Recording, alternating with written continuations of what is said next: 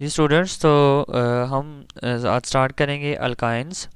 तो अल्काइन जैसा कि हम लोगों ने पहले भी पढ़ रखा है कि जो अल्काइंस होते हैं वो हमारे पास होते हैं ट्रिपल बॉन्ड वाले कंपाउंड। तो यहाँ पर भी हम इसको ऐसे डिफाइन करेंगे कि ऐसे अनसैचुरेटेड हाइड्रोकार्बन्स जिनमें कम अज़ कम एक ट्रिपल बॉन्ड मौजूद हो उनको हम क्या कहते हैं, अल्काइंस कहते हैं। ठीक है, इनका जो जनरल फार्मूला होता है वो होता है CnH2n-2। ये -2 लिखा हुआ है, इसको आपने ध्यान रखना है। CnH2n-2। ठीक है, यानी जितने कार्बन होंगे हाइड्रोजन उसके डबल से दो कम होंगे। ठीक है, तो जैसे कि सबसे कॉमन एग्जांपल है हमारे पास जो है इथाइन की C2H2। ठीक है, इसको इथाइन भी कहते हैं। ठीक है, इसको एसिटाइलिन भी कहते हैं, ये आपने याद रखना है। इसी तरह जो नेक्स्ट मेंबर है वो हमारे पास प्रोपाइन होगा। ठीक है, C3।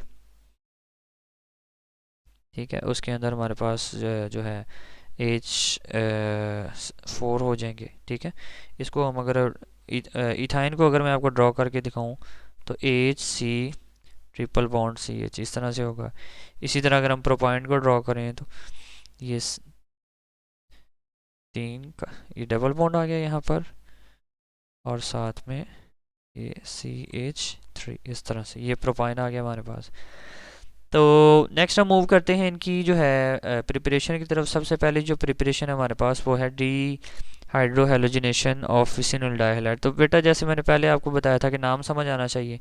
तो डी हाइड्रोहेलोजिनेशन का मतलब है कि हमने हाइड्रोजन को भी रिमूव करना है और हेलोजन को भी रिमूव करना है। करना किस में से है, विसिनल डाइहैलाइड में से। ये आपको बताया था क्या होते हैं कि ऐसे हाइड्रोकार्बन जिनमें दो कंजेक्टिव कार्बन के साथ हेलोजन अटैच होता है। जैसे सपोज ये है कंपाउंड HC, इधर भी जो है क्लोरीन अटैच है, और CH2 इधर भी क्लोरीन जो है वो अटैच है, ये भी CH2 है। तो ये एक विसिनल डाइहैलाइड है जिसमें दो कंजेक्टिव कार्बन के साथ जो हमारे पास जो है हेलोजन अटैच है।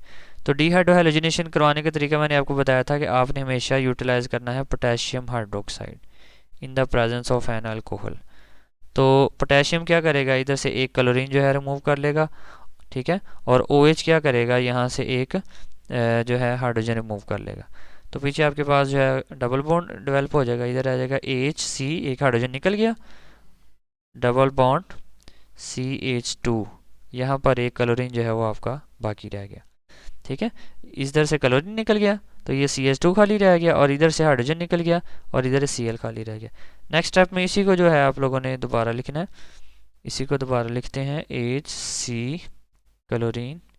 ठीक है, डबल बॉन्ड CH2। अब अगेन हम डीहाइड्रोहेलोजिनेशन करवाएंगे in the presence of KOH। अब पोटेशियम क्या करेगा, इस क्लोरीन को ले लेगा, और OH क्या करेगा, यहाँ से एक हाइड्रोजन ले लेगा। तो अगेन एक और जो है बॉन्ड जो है इसके अंदर डेवलप हो जाएगा इस तरह से HC ट्रिपल बॉन्ड CH, और प्लस सेम उसी तरह से KCl जो है यहाँ पर भी बनेगा, और KCl जो है यहाँ पर भी बनेगा, क्योंकि पोटेशियम ने क्या किया, यहाँ से एक जो है हाइड्रोजन को रिमूव किया, हेलोजन को रिमूव किया। KCl जो है वो यहाँ पर डेवलप होगा इस रिएक्शन के अंदर।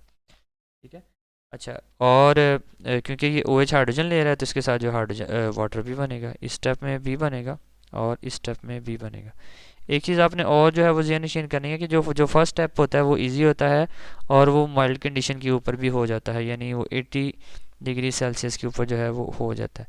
लेकिन जो सेकंड कंडीशन है उसमें मूव करना डिफ़िकल्ट होता है, और उसके लिए कंडीशन जो है वो ज़्यादा चाहिए होती है, 150 डिग्री सेल्सियस टेम्परेचर जो है वो चाहिए होता है। तो ये फर्स्ट प्रिपरेशन होगी अल्केन्स की। जी बच्चों, तो नेक्स्ट हम देखेंगे प्रिपरेशन ऑफ अल्काइन, और सेम वही मेथड होगा हमारे पास। फ़र्क सिर्फ इतना होगा कि लास्ट टाइम हमने जो डाइकार्बोक्सिलिक एसिड लिया था वो था सैचुरेटेड, और अब हम जो डाइकार्बोक्सिलिक एसिड लेंगे वो क्या होगा, अनसैचुरेटेड। यानी आपको नज़र आ रहा है ये मलिक एसिड है, तो ये अनसैचुरेटेड है, ये डबल बॉन्ड आपको नज़र आ रहा है। तो मलिक एसिड का हम साल्ट लेंगे, चाहे वैसे ही, या सोडियम का भी हो सकता है, पोटेशियम का भी हो सकता है। तो फर्स्ट स्टेप जैसा कि मैंने आपको बताया था होगा आयनाइजेशन, पॉजिटिव आयन अलहदा और ये नेगेटिव आयन अलहदा हो जाएंगे। ठीक है जी, नेक्स्ट स्टेप में क्या होगा कि ये जो नेगेटिव आयन है यहाँ पर ये अपना एक एक इलेक्ट्रॉन रिलीज़ करेंगे, 2 इलेक्ट्रॉन रिलीज हो जाएंगे। तो ये हमें नज़र आ रहा है कि यहाँ पर भी क्या आ जाएगा, ऊपर वाले ऑक्सीजन पे भी डॉट आ जाएगा और नीचे वाले ऑक्सीजन पे भी यहाँ पर भी डॉट आ जाएगा। ठीक है, यानी फ्री रेडिकल ये बन जाएंगे। नेक्स्ट स्टेप में सेम बेटा उसी तरह से कि यहाँ से भी CO2 जो है वो निकल जाएगा, यहाँ से भी CO2 जो है वो निकल जाएगा। तो ये वाला कार्बन भी अपना इलेक्ट्रॉन वापस ले लेगा, ये वाला कार्बन भी अपना इलेक्ट्रॉन वापस ले लेगा। तो इनमें यहाँ पर ये ट्रिपल बॉन्ड जो है वो बन जाएगा। ठीक है, 2 बॉन्ड पहले थे, 1 बॉन्ड जो है वो और बन गया इनके दरमियान।